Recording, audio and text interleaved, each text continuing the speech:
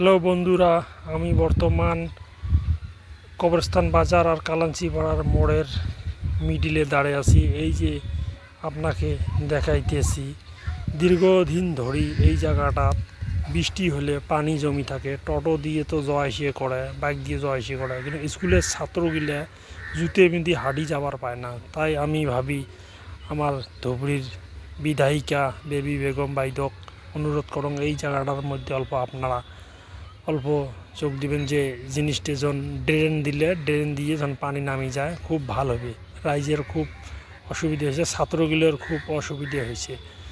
তা পানি বাজি থাকে, বহুত পানি বাজি থাকে, এগুলো তো কম, বৃষ্টি বেশি হলে আরও বেশি। জায়গাটাত বহুতবার কাম করছে, মাটি ফেলাইছে, বস্তা দিয়ে সাইডত দিছে, বাস গাড়ি দিছে, কিন্তু বৃষ্টি পড়লে আবার ভাঙি যায়।